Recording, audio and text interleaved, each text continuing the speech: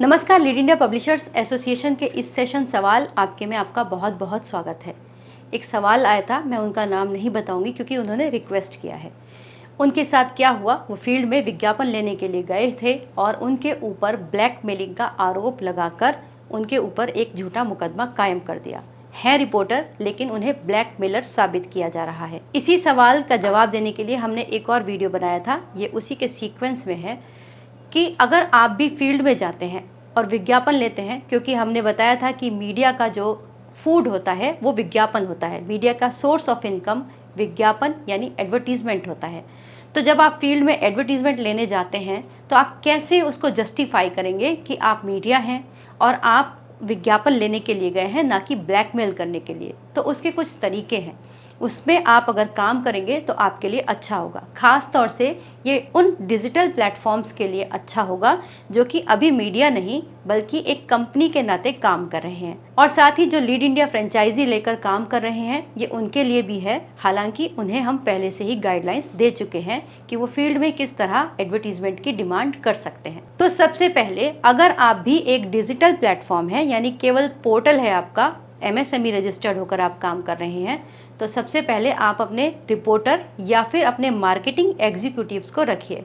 अच्छा होगा कि मार्केटिंग एग्जीक्यूटिव्स को ही ये काम दिया जाए विज्ञापन मांगने का, क्योंकि जब रिपोर्टर के ही हाथों ये दोनों काम दे देते हैं तो रिपोर्टर्स के ऊपर उंगली उठती है। लेकिन अभी ये आम प्रैक्टिस है, बड़े बड़े मीडिया के लोग भी ऐसा ही कर और करवा रहे हैं। वो अपने रिपोर्टर्स को ही ये काम दे देते हैं कि फील्ड में जाइए, खबर करिए और उसके पीछे से विज्ञापन लेकर आइए।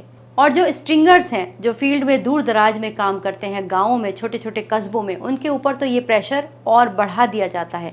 ये जितने भी बड़े न्यूज़ चैनल्स हैं, इन सब के जो काम काज कर रहे हैं वो स्ट्रिंगर्स ही कर रहे हैं, और उनकी खबरें लगेंगी या नहीं लगेंगी, उल्टे उन्हीं के ऊपर फील्ड में परेशानियां और ब्लैकमेलिंग के इल्ज़ाम लगते रहते हैं।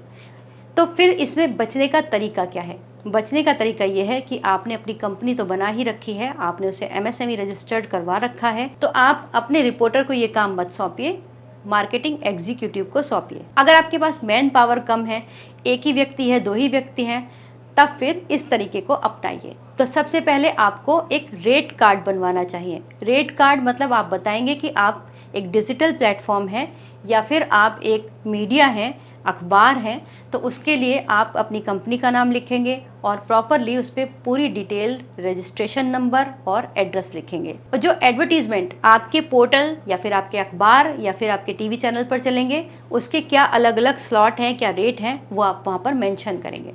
तो जैसे अगर आप अखबार हैं तो आप बताते हैं कि आप कितने सेंटीमीटर्स में उस एडवर्टीजमेंट को लगवा सकते हैं और उसका क्या रेट है। जैसे आमतौर पर आपने देखा होगा क्लासिफाइड विज्ञापन होते हैं, वो 3 से 4 हज़ार रुपये में आप उसको छपवा सकते हैं। जैसे आमतौर पर आपने शादी ब्याह के बेदखली के विज्ञापन आपने देखे होंगे, तो उनका एक रेट कार्ड होता है, इधर आप उसमें रेट लिखते हैं, उसके आगे आप उसके इंच या स्पेस जो आप प्रोवाइड कर रहे हैं वो स्पेस मेंशन करते हैं। अब इसमें आप साथ ही कलर और ब्लैक एंड व्हाइट को भी मेंशन करते हैं कि अगर आप केवल अपना एडवर्टीजमेंट ब्लैक एंड व्हाइट में देना चाहते हैं तो रेट इतने हैं, और अगर कलर में देना चाहते हैं तो रेट अलग है। तो ऐसे आप एक क्लासिफिकेशन करेंगे, तो यानी कि स्पेस और उसका आप अलग अलग क्राइटेरिया बनाकर रखेंगे। अब अगर आप खाली डिजिटल प्लेटफॉर्म है तो आप डिजिटल पर अपने वहाँ पर सेकंड्स का हिसाब चलता है, क्योंकि वहाँ पर हम स्पेस नहीं टाइम खरीद रहे होते हैं। तो आप अपने एडवर्टाइज़र को बताएंगे कि अगर आपका विज्ञापन 1 मिनट का है तो आप अपना 1 मिनट डिसाइड कर सकते हैं कि आप उसके लिए 5000 चार्ज करते हैं, 10,000 चार्ज करते हैं, तो उसी तरह से आप लिख सकते हैं। तो ये तरीका हुआ ट्रेडिशनल तरीका कि आपने रेट कार्ड बनवाया और उस रेट कार्ड में सभी कुछ मेंशन किया। अब आप अपने एडवर्टाइज़र को अप्रोच कैसे करेंगे? अप्रोच करने के लिए आप सीधे सीधे ना जाएं, सबसे पहले वहाँ पर आप ईमेल अरेंजमेंट करें और विज्ञापन दाता को ईमेल के माध्यम से अपना रेट कार्ड भेजें, अपनी कंपनी का पूरा परिचय दें और बताएं कि आप इस चैनल के लिए या फिर अपने अखबार के लिए विज्ञापन की मांग कर रहे हैं। तो ये खासतौर पे फेस्टिवल्स में भी बहुत होता है, और जब इलेक्शंस होते हैं तो ये राजनेताओं के साथ भी होता है। तो मीडिया एजेंसीज और एग्जीक्यूटिव्स इन सभी को अप्रोच करते हैं। तो सेकंड और सबसे अच्छा है कि आप ईमेल के माध्यम से उन्हें पहले से ही इन्फॉर्म करके रखें, ताकि जब आपके रिपोर्टर वहाँ पहुँचे या मार्केटिंग एग्जीक्यूटिव पहुँचे तो उनके ऊपर उगाही का आरोप ना लगाया जा सके। और साथ ही उन्हें कॉल भी जरूर करें। तो आपके पास 3 रिकॉर्ड आ गए विज्ञापन मांगने का। पहला आपका रेड कार्ड हो गया, दूसरा आपने जो है ईमेल किया और तीसरा आपने कॉल किया। तो आपके पास आपके पक्ष में ये 3 सबूत हैं जो बताते हैं कि आपने प्रॉपरली एडवर्टीजमेंट मांगा था। अब लेकिन यहाँ पर एक प्रश्न खड़ा होगा डिजिटल मीडिया के लिए। अखबार के लिए तो ये प्रश्न नहीं है, उनके जो रिपोर्टर्स हैं या मार्केटिंग एग्जीक्यूटिव्स हैं वो खुलकर विज्ञापन के लिए फील्ड में जाते हैं, बात करते हैं छोटी बड़ी कंपनियों से। लेकिन जो डिजिटल प्लेटफॉर्म है उनको दिक्कत हो सकती है, क्योंकि विज्ञापन मीडिया का हक है, किसी कंपनी का हक नहीं है। तो अब यहाँ पर जो समस्या है उसका समाधान आपके हाथ में ये हो सकता है कि या तो आप अपना खुद का न्यूज़पेपर रजिस्टर कराएं या फिर आप हमारे साथ मीडिया टाई अप भी कर सकते हैं।